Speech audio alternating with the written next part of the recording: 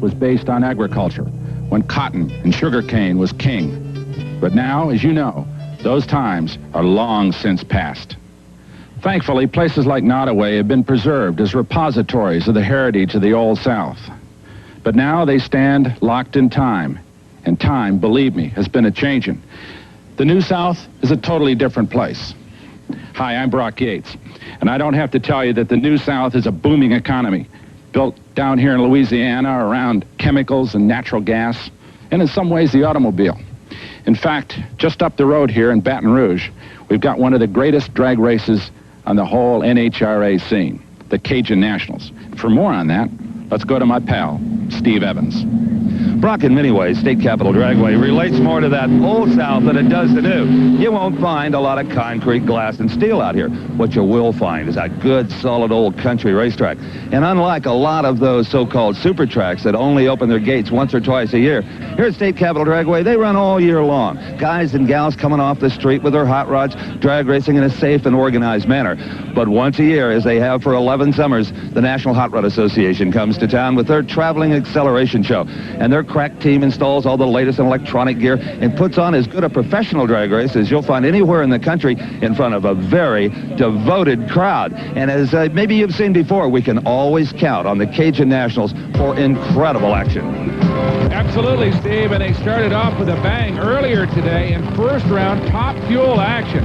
Veteran Hank Endres going against the man, Big Daddy Don Garlits. And as you'll notice, Endres, the first driver to copy Don Garlits' enclosed cockpit. There's Hank from the New England area driving the John and Shirley Carey car. He's had more success in this car than he ever did in his own. And of course, there's the man, Big Daddy Don Garlits, the living legend in drag racing, who earlier this year exceeded the 270-mile-an-hour barrier. Now, Garlits was in the near lane. We see him here. Hank Endres in the far lane. And it didn't take long after the start for the action to begin. Standing right on in is Hank Endres, and the car crashes to the pavement in the far lane.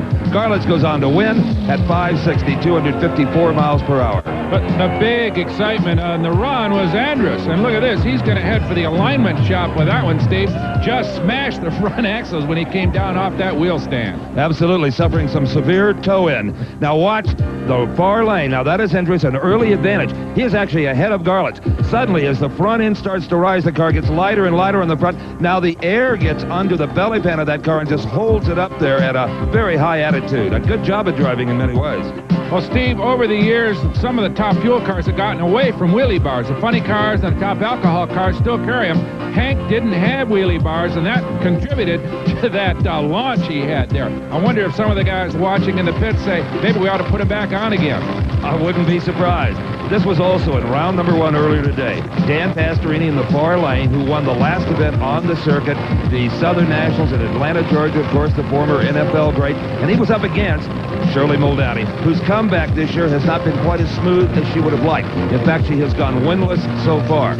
Well, most of her problems are mechanical. Over the last few events, she's just blown motors left and right. But right now, she went off a good start, a good drag race between Muldowney and Pastorini. And at the last wink, it was Muldowney. And you know, earlier this morning, Brock, she told me, I just got a feeling I might sack me a quarterback today.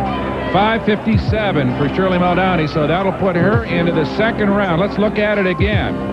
Dan Pastorini in the black car gets a little bit of a start on Shirley Muldowney, but at half track, it's the pink race car from Michigan that moves out to take command, but only by a few feet as they go through the lights almost together. Shirley Muldowney moves into the second round. Well, Dan Pastorini was the first one over to congratulate Shirley Muldowney. A tremendous elapsed time of 5.57 here in round number 1. That makes the lady smile. She and Dan are very much friendly rivals, but that was one you felt you kind of owed him maybe from the Gainesville race, right? He ran real good at Gainesville, but I think I gave it to him there. I was late, so I don't know, but I saw him a long time down the race course, Steve, and I had to use the lean-out button to kind of clean the system up because he was getting close to me. I guess we could say a lady sacked the quarterback, huh? Yeah, I heard that once before, I think, this morning. Yeah. Good job. Thanks, Dave. Believe it or not, that was the first win for Shirley Muldowney in major NHRA competition this season. Then we moved on to the first round of funny car competition. This man, the world champion, Kenny Bernstein, up against Johnny West in the famed Hawaiian car. Johnny West, who campaigned his own top fuel racers and funny cars for many years, certainly has earned the reward of driving as a paid professional. How dominant was Kenny Bernstein in winning the World Championship last season? Well, he won more events than all the competition combined, but so far has gone winless this season. Mechanical problems have just plagued the Ford tempo-bodied car in the near lane. Suddenly, he's just one of the guys, which shows how quickly the advantage can change. But right now, Bernstein away. He was away a little bit quicker than West, but look at this. West moved by, smoked the motor, blew it apart in the lights, but Johnny West, with a 583, puts away Kenny Bernstein in the first round. I'll tell you, that looked to be Bernstein all the way, Brock. I'm sure anyone who was rooting for the red car thought it was in the bag. Well, there you can see it. Bernstein, again, one of those mechanically beautiful, very disciplined starts that he's famous for. And he looks as if he's on his way to victory. But suddenly, in a burst of power, almost in the lights, West blows past him to victory. Well, anytime you can dispose of the world champion in round number one, the rest of the day could get easier. Well, not really. You never say easier to anybody. Good drag race. Oh, yeah, it was. He had me covered most of the track, and then I just left it in low until it just finally came around him. This thing's got some awesome mid-range. Roland just really got her tuned up right now. Looks like Roland's going to be working on it, too, by the smoke I see. Well, will be, but we're willing to pay the price. That's what we're here for.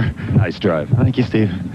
So that last second burst of horsepower disposed of the champion and left Kenny Bernstein a bit shocked. Well, Kenny Bernstein, a tricky racetrack, some very difficult weather to race in, and it all boils down to a first-round loss, something you don't experience very often. Got beat. That's all you can say. The Hawaiian Punch car whipped us like a dog, and that's what happened today. But, you know, it's a long year. Let's keep saying that every time we interview lately, it seems like. Johnny was saying you were ahead of him most of the racetrack. Well, I didn't see him all the way until right before the first light, and he came right around me there. I was really surprised to see him at that stage, because usually by the time you get right before the first light, you're pretty much ready to go to the next round, but he came right around me. Okay, sorry to see you out so early. No problem. Thank you. So Kenny Bernstein was finished for the day, but Johnny West, well, that crew of Roland Young is back in the pits right now, changing engines. You saw that giant burst of smoke right in the lights, and that meant engine change for the Hawaiian team. And we'll be back with more action from the Citgo Cajun Nationals following this.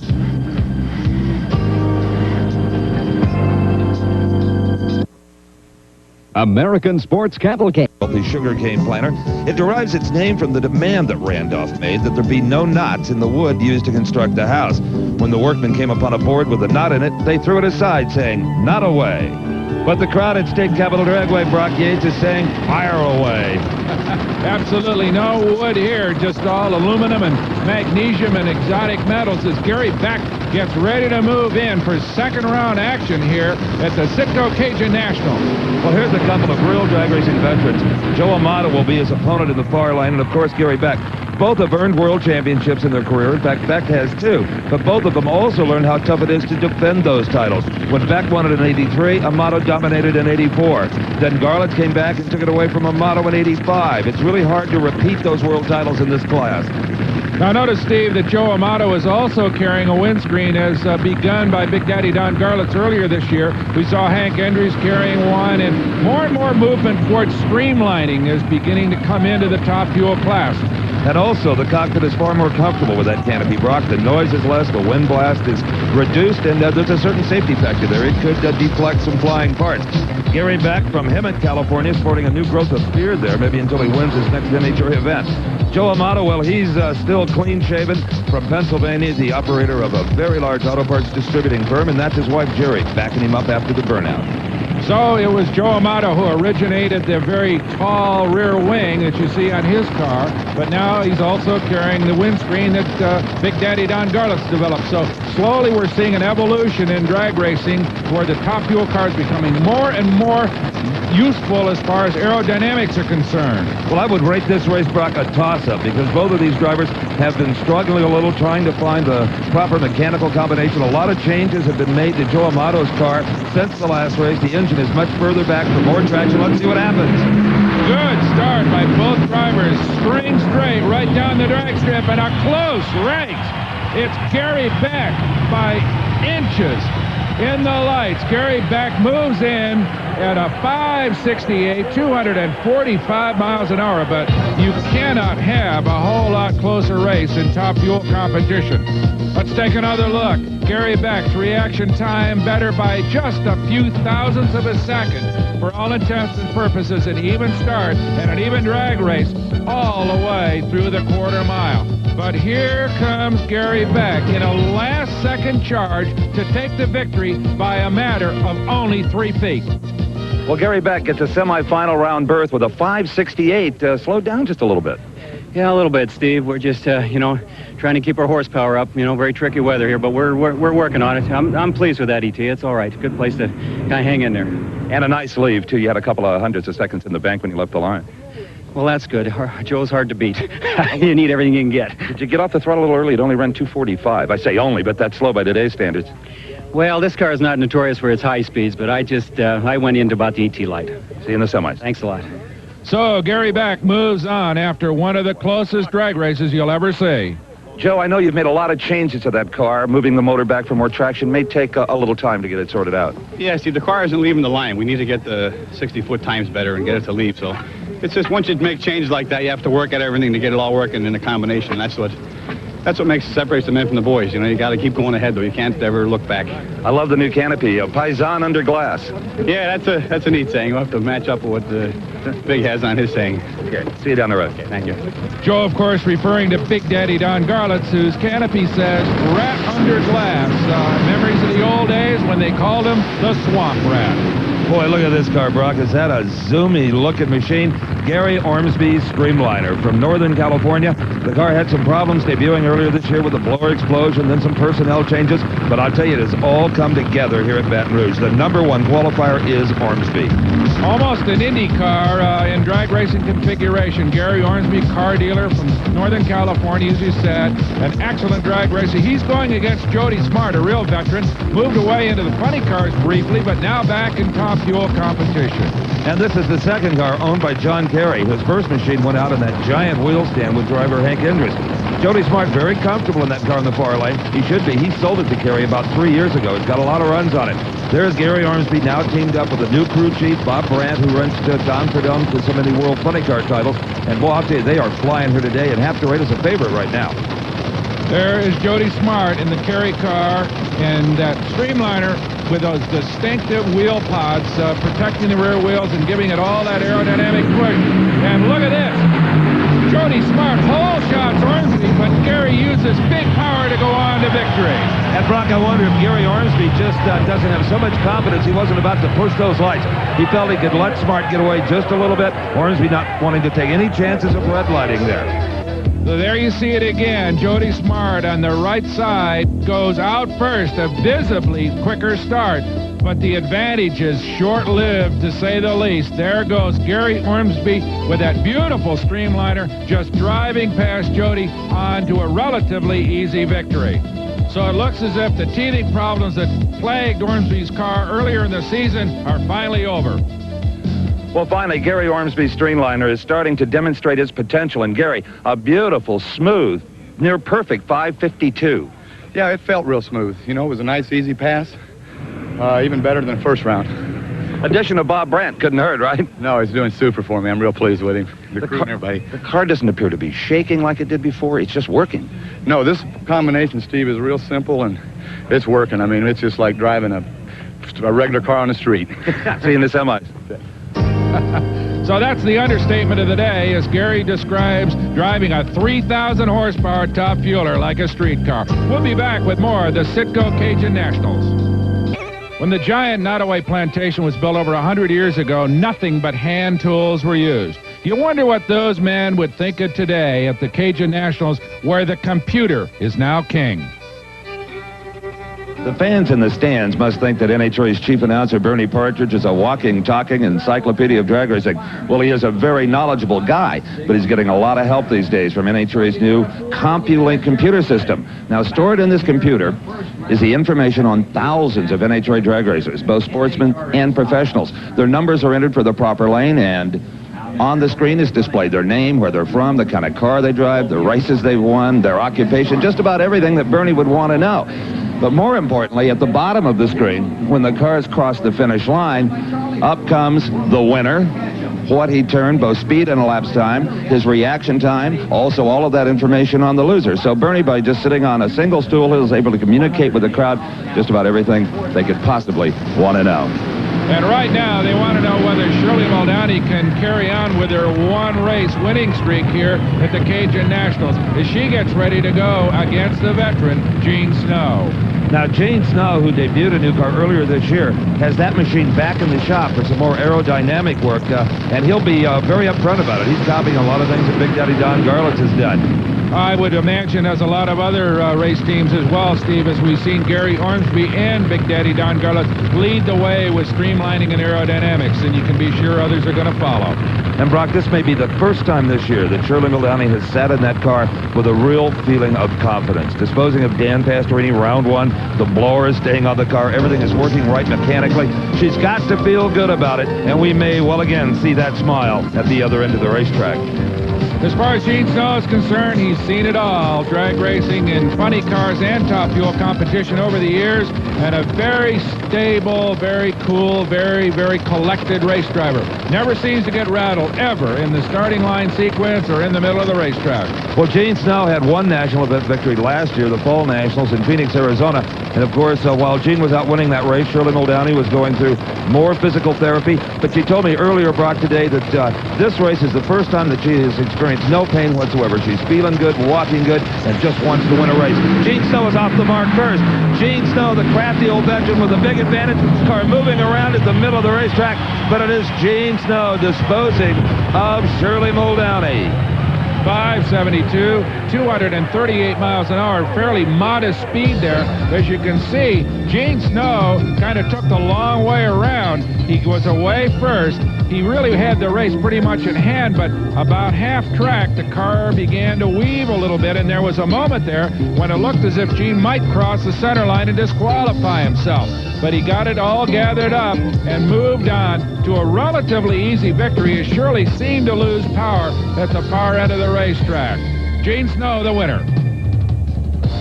Well, Gene, I guess that's why they put steering wheels on top fuel dragsters, to get you out of trouble.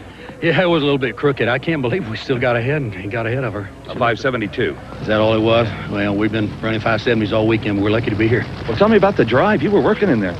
Yeah, I don't know what. It just seemed to kind of move sideways on me, and I just backpedaled and got right back on it, and it hooked up. We were real lucky. One tire maybe losing traction? Or? Yeah, I think it was out of the groove a little bit, which is hard to stay in the right side. Stay in the semi. Thank you.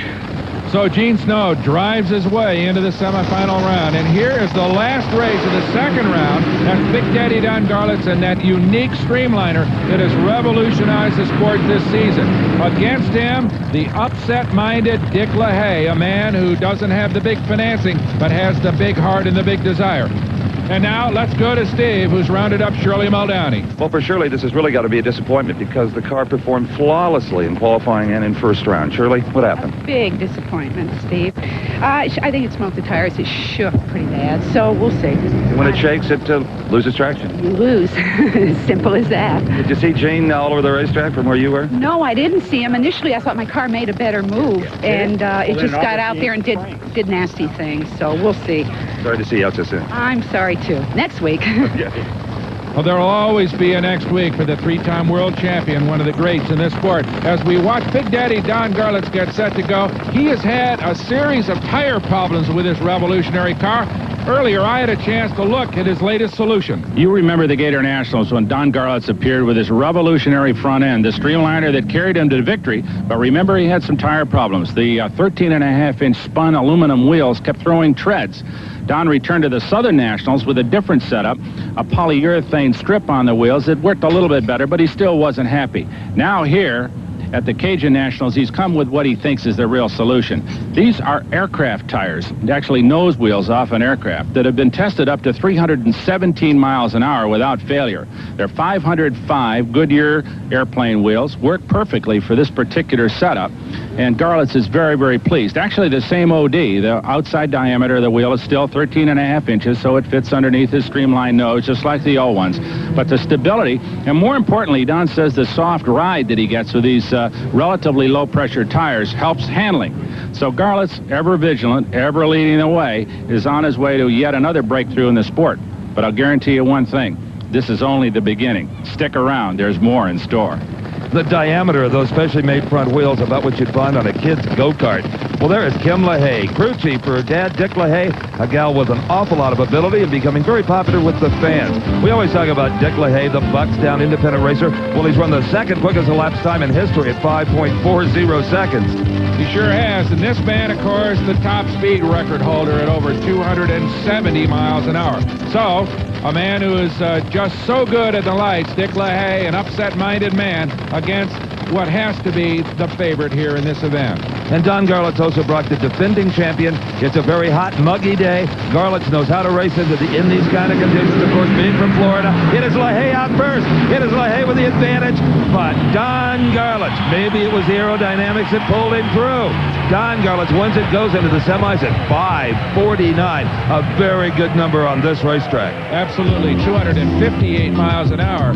Let's look again. Once more, Dick LaHaye never flinches in the face of the big names. He is away just a few winks slower than Garlits, but his launch is beautiful, and he gets out. It looks as if almost in front of Garlits at half track, but then the big Streamliner from Florida moves on to victory by a full car length and advances into the semifinals. The only car to invade the 540 territory in round number 2 is Don Garlits, a beautiful 549. Very good, very good. It's really hard to run out here in this temperature. You know, we're having a hard time today with it. That first round, you know, we really laid down when we dropped the hole, so maybe we got the handle on it now. Well, I can see your fire suit just came back from the cleaners. Yeah, it surely did. And a good speed. What kind of speed can you run in this kind of humidity, though? I don't know. It's tough to run 270. But if I know you, you'll try anyway. Well, we're trying. We got that backup, you know. We could go to 270.55. Beautiful pass. Thank you. Garlits referring to his desire to run a 270-mile-an-hour top speed here to establish an official NHRA national record. So it'll be Garlits versus Gary Back in the semifinals. The other pairing, Gary Ormsby and Gene Snow. Gary, of course, having the lane choice with the lower ET. And as those teams thrash in the pits, the funny cars roll out of the staging lanes. We'll be back with more from the Citgo Cajun Nationals. Go to your... Plaquemine Locks is about 10 miles away from the state capitol dragway. It was designed by the very same man who designed the Panama Canal, Colonel George Goethals. But that isn't all there is to see around the Baton Rouge area, including right at the drag strip. There's a lot to see and do here in the pits at the Cajun Nationals. In addition to over 500 race cars, there's a terrific display of street rods from a local Baton Rouge club. How about this 23T Ford Roadster pickup? Goes a little faster than Henry intended with a supercharged small block Chevrolet. Next, there's an absolutely perfect 39 Chevrolet two-door sedan with two-tone paint. The Chevrolet, the body, the interior, perfect. And these guys drive these cars on the street every day, back and forth to work. How about an all-black and beautiful 40 Ford? Well, I say all black with the exception of flames on the hood and the front fenders. I love flames. And finally, this absolutely beautiful metallic blue 35 Ford two-door. Everything chromed and polished. This car is just perfect. And remember, these people enjoy these cars. They don't just display them, they drive them. And you know about the best investment you can make when you go to an NHRA national event? A few extra dollars for a pit pass. You can see it all up close. Well, you can't get quite this close. That's where our cameraman is as he gets ready to shoot the second round in Funny Car, and that is Tim Gross, who's going up against the Mongoose, Tom McEwen. Well, Tim Gross started the season out right, Brock. He won the NHRA Winter Nationals, Pomona, California, back in February. Tom the Mongoose McEwen with the roof hatch open, trying to get some fresh air in and some smoke out of the cockpit. McEwen has a couple of national event victories to his credit over a long, long career. But teamed up now with crew chief Bill Schultz. I look for that car to have a very good season. Well, remember earlier, Tim Gross tried some aerodynamics in his Funny Car, but went back to a more classic body style. Not so for Tom McEwen, who stays with his Corvette-bodied Funny Car and runs very consistently. A real old pro, Steve. Indeed, and quite a contrast between these two. McEwen, who's laid back, kicked back. Tim Gross, well, he kind of wears his feelings on the outside. He's got so much desire that it just oozes out of every pore in his body. It is Gross in the near lane. It is McEwen in the far lane. And it is Gross away first. Tim Gross Gross with a bit of a hole shot. Here comes McEwen, another great race. And Tom McEwen may have sacrificed a motor to win here. A 578 at 249 miles per hour. Tim Gross checks out early. A good race, though, as Tim Gross hole shots Tom McEwen. Good reaction time on the part of Tim Gross, but it does not pay off at the far end of the racetrack as Tom McEwen lets it all hang out, including probably a couple of connecting rods, as he scatters his motor in the lights, but goes on to victory and into the semifinals here at the Citgo Cajun Nationals. Well, I have a feeling when the tires started to smoke right off the starting line, Tom McEwen thought it was probably all over. Lucky as I've been this year, how can you say that? Good driving job. You pedaled it nicely. Thank you. Yeah, here we are we got through the first round on a single, you know, and then we beat him on the second round. So we're just running one at a time and hope it's our day. A little bit of smoke out of her at the finish line. What a run on the run, do you know? 578. Oh, good. Okay. That's fine. Especially considering the traction problem. I'll take that. Okay. Thank you. Tom McEwen was referring to his first round victory over John Martin, a bye run when John from California was unable to make the line. That's right, Brock. He exploded a motor in qualifying and just couldn't get it back together. This man, Johnny West, in that red and blue car, he exploded a motor intentionally in round number 1, so that's an unknown commodity under his fiberglass hood. Scott Coletta, second-generation drag racer, Ypsilanti, Michigan, a car that's a couple of years old. His father, Connie, feels these are good training wheels to get him through his freshman year as a pro. Well, I'll tell you what, if you can get through one of these things, I would imagine this is about as challenging a seat as you can get into in big-time drag racing. These funny cars with their short wheelbase and monster power, very difficult to handle. But Scott Coletta, for his young age, also has experience in top fuel ranks as well. And alcohol dragsters. Johnny West, he's driven literally everything with wheels that can go down a drag strip. The experience definitely on his side here. So we'll see. Well-financed team from Dad Connie Coletta bringing both the top fuel car and Scott's funny car in here. Johnny West, we saw him just scatter a motor in his first round victory, but right now rolling on, and the crew got that car back to the line, and I'm sure with a fresh and very stout motor under the hood. Well, Scott's dad, Connie, lost in the first round to Gary Ormsby. He got in the airplane and said, son, you're on your own. Connie went home. The kid's got to do it himself today, Brock. And he's got a big job in front of him, Johnny West, on a roll here. Very experienced driver, as you said. But right now, it's the kid versus the veteran. And it's the kid away first. Scott Coletta with the lead. Suddenly, oh, and Coletta is sideways. He may have crossed the center line. Both drivers with their hands full. Johnny West lost traction, did a masterful job. Scott Coletta was hooked up, and suddenly the car just made a vicious move. Sure did. I think he did cross the center line. Johnny West wins it at a relatively slow 6:13. Big top speed, 240 miles an hour. But all the excitement was in the near lane where that white and maroon car of Scott Coletta's was sideways every which way about halfway down the racetrack. There you see West. And Scott Coletta right now drifting toward that center line. If he crosses it, he's automatically disqualified.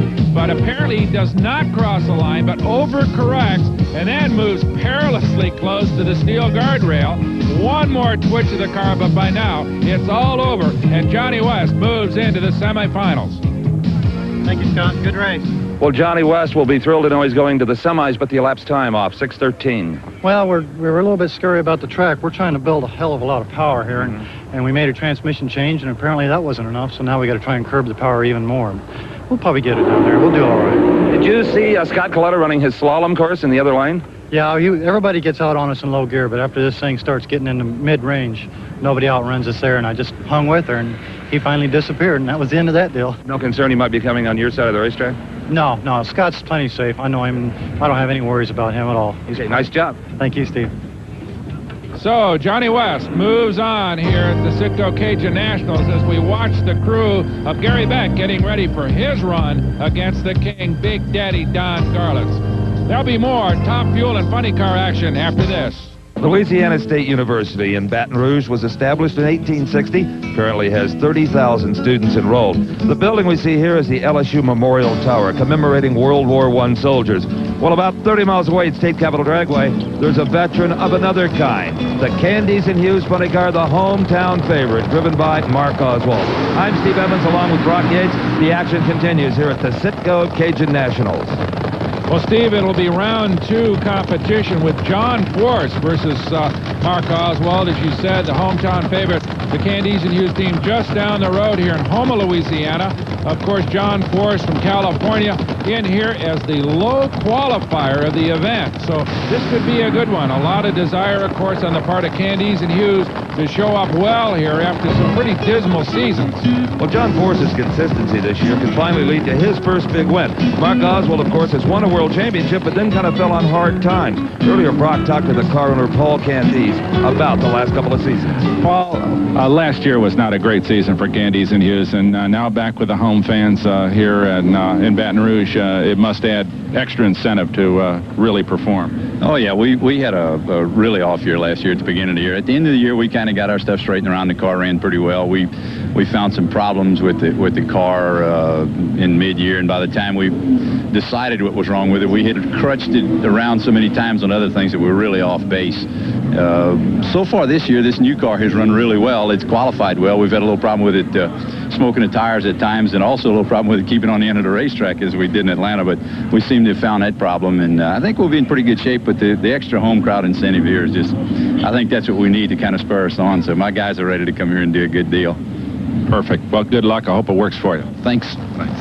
Well, if that car wins, Brock, you can bet it'll be a hot time on Bourbon Street tonight. New Orleans, just about an hour-and-a-half drive away. So, bringing the engine up to temperature is Mark Oswald inside the Candies and Hughes car, already up at the starting line, saying, come on, let's race. That is John Force, his crew chief, Austin Coyle, out in front of that car.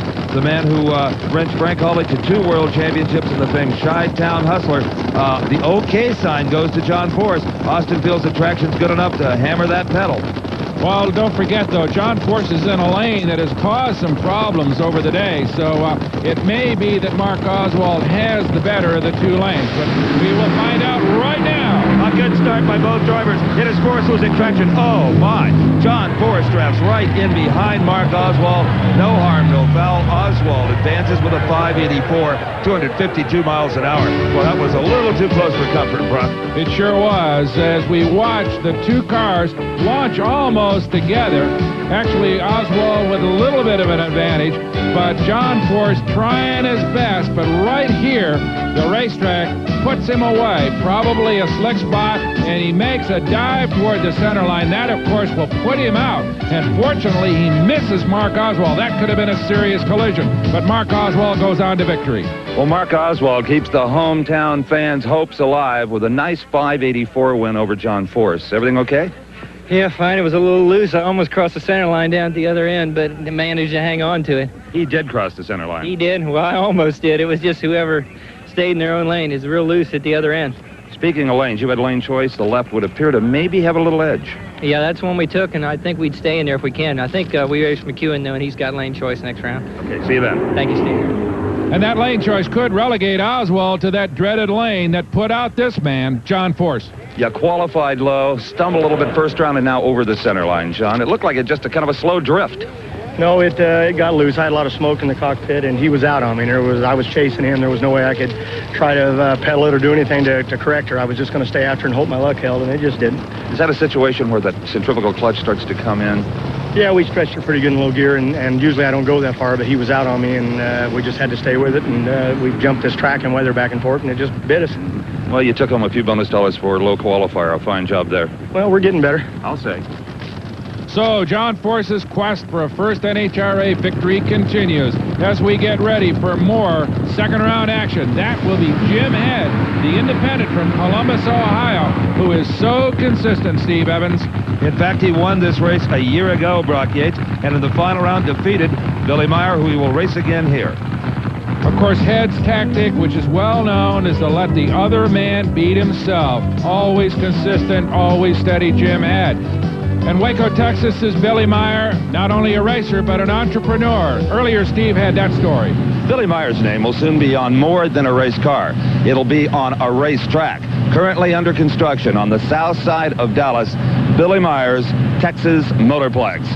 The most incredible drag racing facility ever built on 500 acres. As you can see by this crude but accurate rendering, it's a stadium environment, an incredible timing tower with adjoining suites. The race cars reveal themselves coming under the tower, 30,000 grandstand seats. Now on 500 acres, Billy is also building a road course, a business park for race-related companies, a driving school, and with that kind of room, just about anything this aggressive young man should choose to conceive. Now this will also be the home of NHRA's newest national event, the Texas Nationals. Well, right now, Billy Meyer's only thoughts are centered on this automobile, the red Oldsmobile of Jim Head in the far lane. Billy Meyer always ready to compete, but I'll tell you what, Steve, Jim Head we've seen him upset so many good drivers over the years. Including Billy Meyer, but it's Billy Meyer away first. Meyer a good hold shot. It is Jim Head over the center line. Sweet revenge for Billy Meyer after his defeat at the hands of Jim Head a year ago. Meyer a 5.89 second elapsed time. He'll go to the semifinals. And he will be matched up against Johnny West in the Hawaiian. Meyer has the lane choice in that competition. The other pair in the semifinals, Mark Oswald against Tom McEwen. McEwen with that lane choice. And now, let's go to Billy Meyer, who has just disposed to Jim Head. Billy Meyer takes the win light with a 5.89, but Billy, what you may not know, that will give you lane choice over Johnny West, and that could be a big factor. I was a little concerned about that because about half track the thing just laid over. I bet it didn't run on about 235 or 240, and I guess it dropped a cylinder, but it's nice. We had lane choice and had time to watch him run, so we knew we didn't have to do the best thing. Main thing when it falls down like that, just hope the other guy didn't pass you. So you actually had a little strategy going for you on that one. Yeah, we usually do that, especially when, when we're kind of messing around and we ran the loyalty of first round. We always make sure to see where the other guy is. So we like to run behind him, so there's no sense in if the motor's hurt, running it when it doesn't need to. Well, it all worked so far. Well, here's the crew that Billy Meyer will have to beat. That is the Johnny West Roland Leon crew, field stripping their big Hemi engine to get ready for that competition. We'll be back with that and more after this. Next time you complain about gasoline prices, consider that the fuel Don Garlits just poured in his race car, nitromethane, costs $24 a gallon. I'm Steve Evans with Brock Yates. We're back at the Citgo Cajun Nationals, and it is time for pro stock competition, Brock. And Steve, here is a car and a driver that are becoming more and more a factor with each race in pro stock competition. Butch Leal, he's been around for years, but the car really starting to get cranked up. Against him, Don Coons in one of the factory-backed Oldsmobile. That is the old Sierra from Cayuga, Indiana. Don Coons still looking for his first NHRA win. He's got the equipment to do it now. Butch Leal last year gave Pontiac its first ever pro stock title at the Southern Nationals. And Brock, what a starting line reputation Butch Leal is gaining. Well, if he'd lived 100 years ago, he probably would have been one of the great gunfighters of all time. His reaction and reflexes are second to none in this business. And it puts a lot of pressure on the competition, Brock, knowing, and look at this, it is Don Coons succumbing to that pressure. Don Coons has red-lighted. Butch Leal skating all over the racetrack. Leal never lifts, though, a 7:63 elapsed time. Boy, that's amazing considering how much ground he covered there. And Leal's reaction time, a perfect light. And Brock, I don't care what anybody says, you can't do that unless you are gambling a little bit or anticipating. Well, he quick draws every time he comes to the line.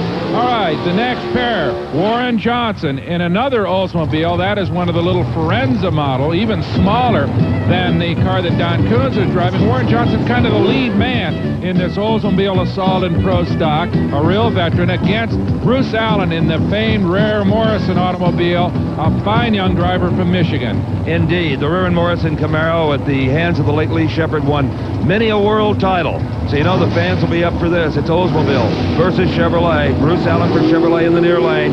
That is Warren Johnson. Darn near won a world championship the last couple of seasons, and they are off the mark together. Warren Johnson with an edge at half track. Warren Johnson just ahead of Bruce Allen. Allen closing, not enough. It is Warren Johnson. His crew loving it. Johnson squeaks out a victory at 7:63 over a quicker 7:61. So Warren Johnson can be proud of his starting line lead. Well, you can see the contrast in car sizes here. Warren Johnson looks like he's driving an automobile that is a midget compared to that larger Camaro of Bruce Allen's. Look at the contrast in sizes here. The tiny frontal area perhaps pays off for that Oldsmobile against maybe the equal horsepower of Bruce Allen. So Johnson wins it by a wink. That's right. The lanes are individually timed, so Johnson ran a slower elapsed time, but left the starting line first. And here is a man who's just darn happy to be back in drag racing here at the Cajun Nationals. It is Bob Glidden in the near lane with one of his older cars because he had a horrendous crash at the Southern Nationals a few weeks ago.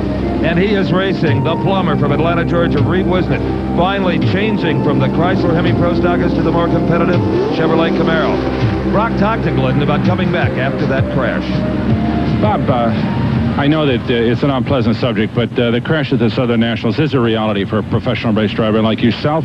Obviously, you prepare as best as you can to avoid those things, but how do you approach going back to racing? Well, that was an unfortunate situation in one hand for us, but on the other hand, I walked away from it, and as you've seen, Brock, it was a devastating crash. So we simply went back to the drawing boards, came back for the time being with the car from last season.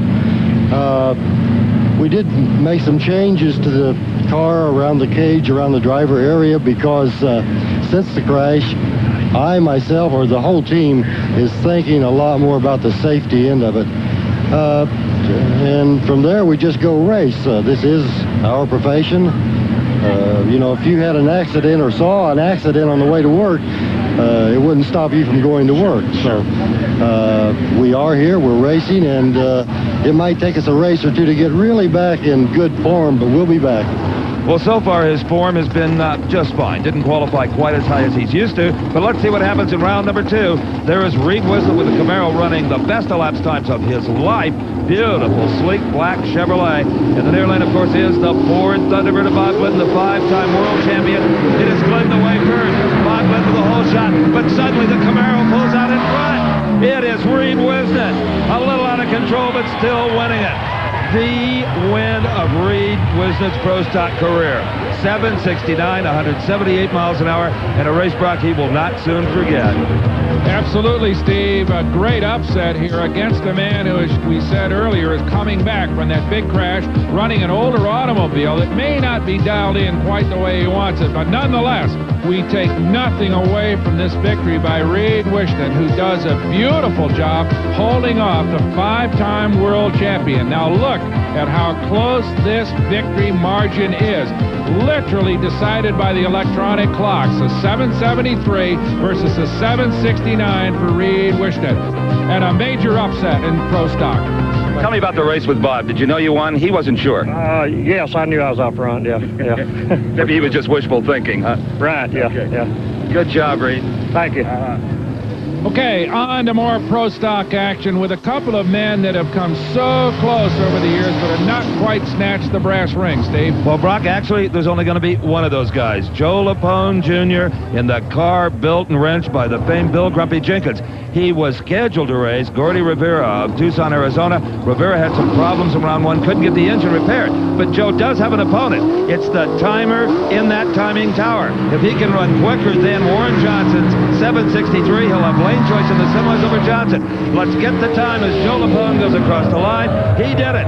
Joe Lapone with lane choice at 7:59, 178 miles an hour. He played beat the clock very well. He sure did. As we've seen, lane choice can be critically important here. So, Joe Lapone will face Warren Johnson in the Pro Stock semifinal, and Joe pulling out that lane choice with that beautiful run we just saw. Butch Leal and Reed Wisnett go against each other in the other Pro Stock semifinal. Butch Leal with lane choice there.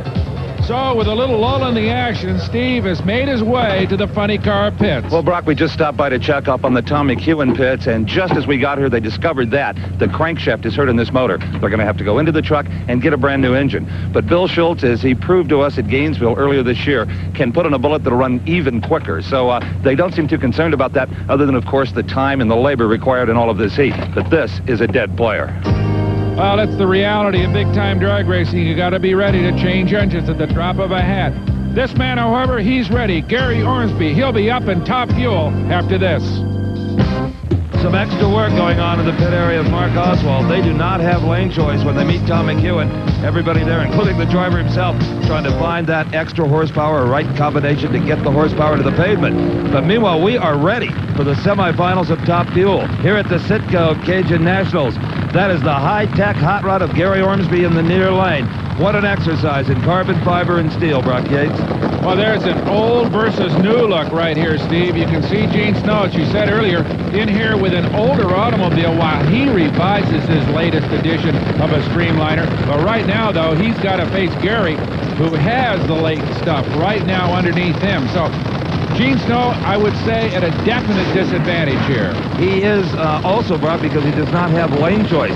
Now, Ormsby has just recently kind of arrived with the combination. We're still not sure yet if he's got the consistency it's going to take to wheel this thing into the winner's circle. Right, and of course, Gene Snow, as we saw earlier, that lane has produced big problems, most recently for Jim Head and John Force in the funny car ranks. But right now, Gene Snow also faces that challenge. I can't even leave. No advantage off the mark, but look at Ormsby.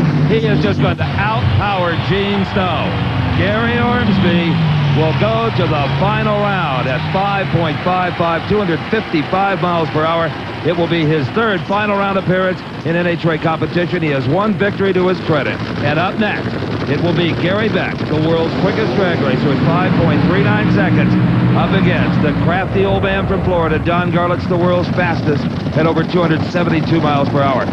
And as expected, Don Garlits has taken the lane that carried Gary Ormsby to victory, leaving, of course, Gary Beck with second choice, that lane that has caused so many other problems. And now let's go to the man who has moved into the finals. Well, for Gary Ormsby, another textbook pass. A whole lot of fives. 5.55 at 2.55. Well, it felt pretty good, Steve. It got a little hot up there on the starting line. I was getting a little scared, but came right on down through there real nice. You know, a lot of drivers are telling me the engines are running real rich due to this weather, and in some ways that's good. At least they're not burning them up. Yeah, ours is running quite a bit rich. We leaned a little bit there, but the air is not quite as good.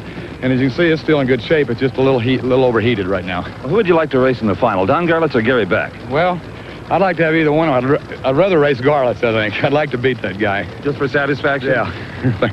Okay, let's go back to the starting line of Brock, and we're going to find out who Gary Ormsby's opponent will be in the final round. Well, it very well could be that his wish will come true as we watch Garlits backing in, and a key component is the man running toward the car. Now, that is Chief Mechanic Herb Parks, a man who is truly crucial. Earlier, I had a chance to talk to Garlits about Herb. Now, Don, we see Herb Parks come out on the line, maybe differently than some of the crew chiefs, and he seems to be working with your motor almost to the time you launch. That's true. We are very, very fussy about the mixture on idle, and Herb is adjusting that fuel mixture almost for the absolute moment. Every blower, every atmospheric condition is different, and we must have an exact amount of fuel for a proper launch, and Herb is adjusting that. He looks at the pipes and makes that final decision. That's his call, not yours. No, I can't see it. The engine sounds good to me, and that's all I know. And it's up to him to decide whether or not the engine needs more or less fuel for that particular time. And Herb's got a lot of credentials, a former car owner and driver himself. A long-time involvement with Don Garlits has been very rewarding for both of them. Gary Beck in that far lane. Now, Beck knows he may not have quite the traction at his command that Garlits does. Oh, Gary Beck left too soon. What a strange start. Gary Beck left, then grabbed the brakes, knowing he red-lighted. Garlits appeared to be a little confused. Just an odd moment here at the Cajun Nationals, but Garlits will go into the finals at 5.99. But the 5.99 will not give him lane choice. That will go to Gary Ormsby. And what happened with Gary Beck? Well, we can't even guess, Brock. Well, let's take one more look at it, and of course it's over almost before it starts. There goes Gary, and you see that fatal red light come on, and that is the end of it. So Gary just rolls to a halt, while Garlits gets a little sideways. He is going for lane choice, obviously. He's not going to back it down, and it does not pay off for him. No matter, though, he does move into the finals here. Well, Gary Beck has got to be kicking himself right now, red lighting, as Big Daddy has some problems, only runs a 5.99, but that doesn't matter in the finals. Well, I had to lift. I almost hit the guardrail. You know, was caught completely off guard, and it got out of the groove. Is just too much horsepower? Or? No, I wasn't ready. He left so early, and it caught my motor down. Stunned you a little. It did. It stunned me. I couldn't believe what was happening. He may have had a problem on the starting line. That may not have been just a driving error. He could have had a clutch lock upper brakes or something. It was too early. It was way too early. Okay. So Big Daddy is mighty concerned, even though he heads into the finals against Gary Ormsby. But Gary, because of that 5.55 in the last pass, will have lane choice on a racetrack that is becoming very, very treacherous. But if there is a man up to the task, it's Don Garlits here at the Citgo Cajun Nationals. That's Don Garlits' crew chief, Herb Parks, in a familiar position on his back underneath the engine, checking the rod and main bearings in his motor. That is a critical component that always has to be done before each pass. So things are getting buttoned up there, but in the meantime, we've got more pro stock competition. This is Butch Leal versus Reed Wishnett in the semifinal round. But in the meantime, as these guys get ready to go, let's go to Steve with Gary Beck. Well, Gary, unfortunately, this is the second time we've had similar conversations this year after a starting line episode. What happened this time? Well, it's, you know, it's real hard to pinpoint, but I was just in there staged, and I thought I saw some yellow, and there surely wasn't enough of it so you get a red light. Maybe sun glinting off the bulb, something like that? Oh, I doubt it. You know, you get... I'm trying here. It's an anxious moment, you know, and we're just... you know, you're there, and maybe I was staged a little deep or something, but there certainly wasn't enough yellow to get away with it. Thanks for talking with us. All righty, thank you. Well, Gary surely tried to squeeze that light, knowing he had the slipperiest lane of the two, and unfortunately did not pay off for him. Right now, though, Butch Leal faces Reed Wishnett and Steve Evans. Reed has got that bad lane. And Brock, even though the pro stocks have about the third the horsepower of the funny cars and dragsters, a track that selects midway can be very treacherous for him. Butch Leal drills another beautiful reaction time. It is Butch Leal winning it as Reed Wishnett skates his way to the finish line. Leal goes to the finals for the second time this year. With a 766, 180 miles an hour. That will be a target for these two men, Joe Lapone and Warren Johnson. They, of course, are going to have, whoever wins it will have to exceed Leal's 766 to get the critical lane choice. So as they complete their burnouts, let's go to Butch.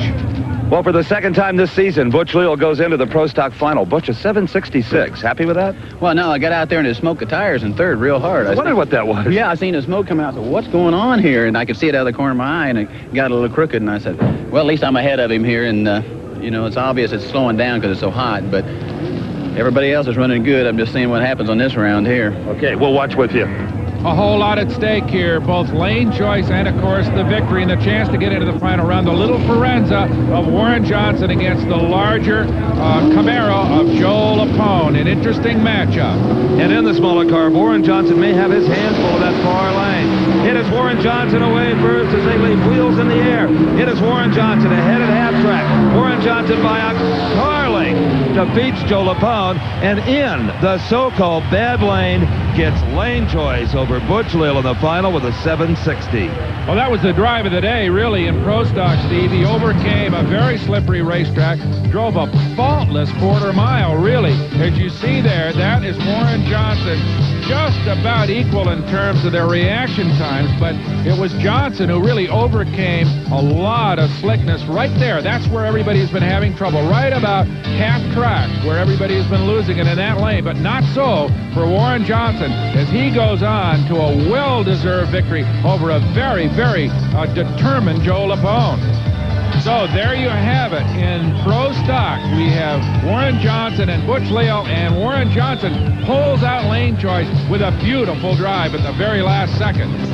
Okay, we're ready for more funny car action. These are semifinal runs. This is one of 4 drivers in cars that'll go after the final title. That's Billy Meyer doing one of his patented big smoky burnouts. And against him, Johnny West in the Hawaiian, a man who now faces that challenge of that very slippery lane.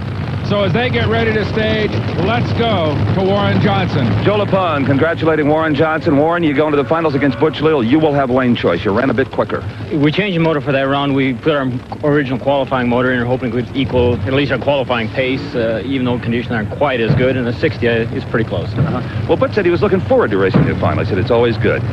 He likes to lose. You owed him that. So the war of words between Butch Leal and Warren Johnson continues. But right now, it's real war here as these two guys, Billy Meyer and Johnny West, square off. What do you think, Steve? Well, I think there's a lot of pressure on Billy Meyer. He needs a victory, Brock. The race sponsor is also one of his car sponsors. A lot of pressure on Meyer. If he's got one thing going for him, it's become obvious to everyone by now, and that is lane choice. Well, he's got the good one, at least so far, although Warren Johnson proved just a few moments ago that you can win in the lane that Johnny West is in right now. At least you can do it in a pro stock. Of course, the funny car is just a little bit different animal. And the problem has not been the initial grip. That's pretty good, which makes it doubly difficult. You think you're on a good run, and all of a sudden, before you get off the throttle, the tires just explode off the wheels into smoke. So this is a very tricky racetrack for Johnny West. But Johnny West handling it beautifully.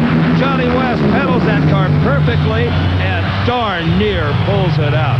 Billy Meyer may have won here at 586, but I'll tell you, the driving job of that race was done by the loser, Johnny West. He got off the pedal just perfectly, Brock, anticipating a loss of traction. He had a little bit better reaction time at the green light, came out just a wink earlier, and looked like he was in it all the way, but it may have been the superior horsepower or perhaps maybe the slight engine traction for Billy Meyer, but he did pull it out. But not before Johnny West gave him everything he could ask for in a drag race. A 586 puts Billy Meyer in the final round, and the elapsed time is not earth-shaking, but just to navigate this racetrack is a triumph of sorts. Yeah, it's kind of like on a choppy ocean out there. The weather here today, you know, is humidity and stuff, and there's been a couple oil downs, and it's just not the best of conditions. Tell me about the race. Did you see him at all, West? I saw him in the first 100 feet, but the way we've kind of set our car up, I've seen about everybody. I think I'd see, you know, my grandmother out there. You're having it leave very easy, in other words. We're trying real careful just not to smoke the tire anyway, so we can just cruise. The people that have had the trouble get out there with a little more horsepower than us today, and are, you know, get in a tire smoking problem, can't quite recover. Who would you like to race in the final, Tom McEwen or Mark Oswald? Do you have a favorite there? I've told you this before. I like to race by. Remember, whatever. By yourself? I've never figured it out by myself.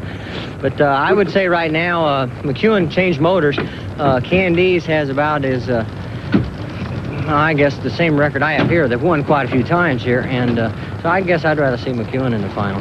Okay, let's see if Billy Meyer is a trackside forecaster as well as an excellent race car driver. Well, we'll soon find out, because one of these men, Tom McEwen or Mark Oswald, will face off against Billy Meyer in the final. So we've got a couple of beautifully prepared roll red funny cars ready to go, Steve. And right now, it's Tom McEwen in what seems to be the good lane, and Mark Oswald in that kind of handicap lane over there. Well, you can bet that Mark Oswald was watching how Johnny West handled it. He's going to try to do the same thing. Oswald is in it all the way, just as West was, but it is Tom McEwen by a little over a car length. And the Mongoose, as he's called, takes that Corvette into the final round. Let's see if he has lane choice over Billy Meyer. He indeed does. A 585, 236 miles an hour. And you can bet McEwen will be in that near lane when we next see him. Well, here we go again as Tom McEwen heads toward the finals. And not by much, though. Mark Oswald handles that racetrack very, very well, as did Johnny West. But probably the conservatism necessary was just the margin as Tom McEwen goes on to a convincing 1.5 car length victory. Well, Tom McEwen, based on what we've seen this year, maybe you ought to change motors every round. It seems to work for you. Billy Bones, I don't know if Billy Bones can afford them every round. How'd it run? You got lane choice by 100th, 585. Oh, good, good. Well, our luck's still hanging in. Mark and I, either one, haven't had much luck this year, but mine's a little better than his. Meyer's sponsor is sponsoring the race. So, one at a time, we'll see what happens. You mentioned Billy Bones, who supplies a little of the cash for this operation. You hate to feed it a motor, but when it works, it's all worth it. I always say when we heard the engine, I said, gee, Bill, I'm sorry, it was your engine in the car when it broke. He says, why is it always my motor when it breaks? I said, well... Could be a good final round. Lane choice has got to help. Got to give you confidence, if nothing else. Yeah, thanks a lot. We hope our luck holds up. Okay. There's to a whole lot of fans who've been rooting for Tom the Mongoose McEwen for these many years. One of the great names in the sport, and he will have lane choice against Billy Meyer, the young Waco, Texas entrepreneur who has already enjoyed victory here at the Citgo Cajun Nationals. And in the pits, Butch Leal gets ready to go against Warren Johnson in the Pro Stock Finals. Along with Brock Yates, and we're back at the Citgo Cajun Nationals NHRA drag races. That's the pit area. Billy Meyer, a lot of work to be done there before he's ready for the final round. In fact, we have only final races left. 3 of them. Pro Stock, Top Fuel, and Funny Car. And first up, Brock, will be Pro Stock, Butch Leal, and Warren Johnson. And look at this, Warren Johnson, even though he had lane choice, is going to stay in that far lane. Well, he had low ET to get that lane choice in the last round, just squeezing out a 760 against Butch Leal's 766 that he had. So maybe Warren says, hey, it worked for me. If it ain't broke, don't fix it. So he'll stay over there.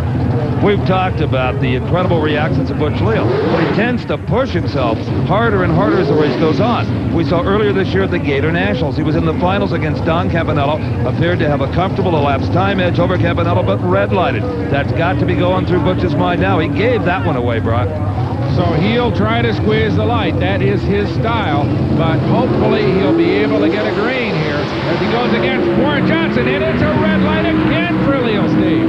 And only 1/100th of a second separated Butch Leal from a red or a green light. Warren Johnson's got to be smiling. His son on the right there, headed back to the pits, high-fiving it with the crewman.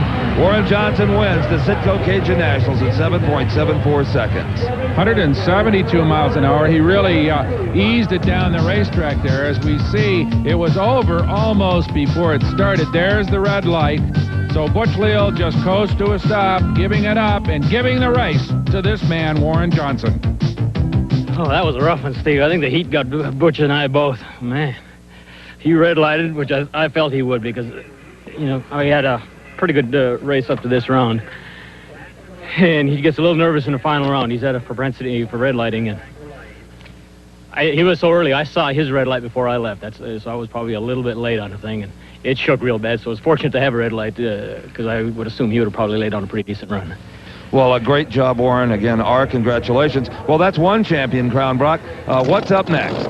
Well, Steve, we've got the 2 most advanced top fuel cars in the world going against each other. We just heard Gary Ormsby's Streamliner catch fire there. His motor's running, and Don Garlits will light up right now. Yeah, so they're both running, and they'll both be ready to do their burnouts in what is going to be a wild top fuel final.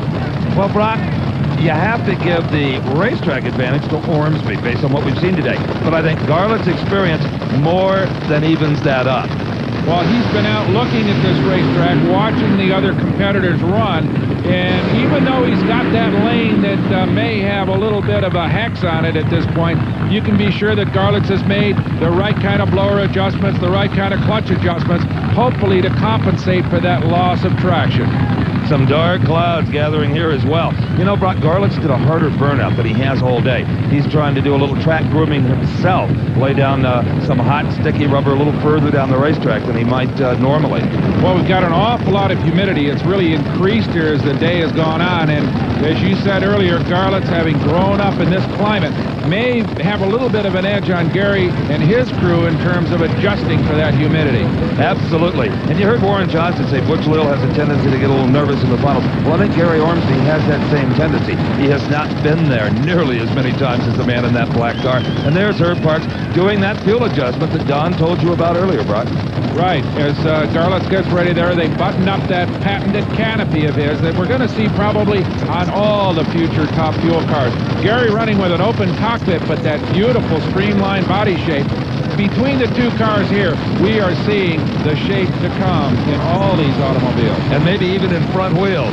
Look at the contrast there. They get off the mark together. It's Garlits with the advantage. Ormsby a little sideways. It is Big Daddy Don Garlits. Finally, the parachute comes out. And look what he laid down in that far lane. Just magnificent. A 549. 260 miles an hour. Who said that lane was offering any problems to anybody? Garlits, a flawless run. The clutch adjustment perfect. the blower pressure perfect as we watch Gary Ormsby go up in smoke, trying as hard as he can to stay ahead of the greatest drag racer of them all. Well, Don, you might not have had lane choice, but you certainly made it work over Gary Ormsby. The race at first started off pretty good, and then Ormsby's car faded back quite rapidly, and they said he smoked his tires. I couldn't see him. My car made as good a run as it made the entire event, except for the speed. Speed's down a little bit, but that's the weather. It's just too hot out here. For the engines and for this television reporter, but I wouldn't trade places with either one of these guys in those 5-layer fire suits. Tom McEwen and Billy Meyer. They're getting ready for the funny car final coming up here at the Citgo Cajun Nationals. Well, there are only 2 cars left here at the Citgo Cajun Nationals, and 2 potent machines they are. That is the Corvette of Tom the Mongoose McEwen doing his smoky burnout, and he'll go against the Waco, Texas Ford Mustang of Billy Meyer. Steve, we saw Don Garlits win in the lane that Billy Meyer's in. It's kind of been the underdog lane all day long, but I think Garlits' victory sort of transformed all that. Oh, absolutely. I think that was a real confidence builder for Billy Meyer. But Meyer has had this car set up so easy off the starting line, as he told us earlier, maybe even his grandmother could drive it. He doesn't dare go with that combination now, Brock. He's got to set it up, that clutch a little bit tighter to match wheels with Tom McEwen. You can't give an edge to either driver experience. I guarantee they're both relaxed. They've been here a lot of times. They sure have. There is no nervousness, believe me, in either man's cockpit right now. As we watch that little escape hatch come down on Billy Meyer's car, he will move into stage. I wouldn't imagine that people will wait too long here. The heat is oppressive, and if they're worried about building engine temperature, it's going to happen in about a wink of an eye. And you see Tom McEwen hurrying up there just as soon as he saw Billy was ready. Neither wants to go to the line with any more temperature in the motor than they have to. And they lay right together. Billy Meyer, maybe with a slight advantage. Meyer smokes the tires. That opens the door for Tom McEwen, and he blasts right through it at 578, 249 miles an hour. Tom McEwen wins his 3rd ever NH8 National Championship event. And in convincing fashion. Other than that motor replacement that he had earlier in the day, it was a flawless afternoon for the man from California. There you see it one more time. They leave just about together. No real advantage off the line for either man, but right now you see the smoke from Billy Meyer's giant rear slicks, and that spells doom for the young man from Waco, Texas, and an easy victory. Tom, congratulations. When you've been racing as long as you have, these victories are especially sweet. Yeah, well, we were lucky today. I don't know what to say. I want to thank Citgo for sponsoring the race and helping Billy Meyer's car through the deal, for him being runner-up. And I want to thank my crew and Schultz and everybody and HRA and especially Coors. And it's been a great race. Nobody got hurt, and we're real thankful, and thanks a lot. Great job, Tom. And again, our congratulations to Don Garlits. What a duel with Gary Ormsby, and also to the Pro Stock winner, Warren Johnson. A fabulous job at driving in that Oldsmobile. For Brock Yates, I'm Steve Evans. So long from the Citgo Cajun Nationals at Baton Rouge. The executive producer for American Sports Cavalcade is Harvey M. Palish. Produced and directed by John B. Mullen. Promotional consideration provided for and a fee paid by the Style Auto World Championship Team, the nation's premier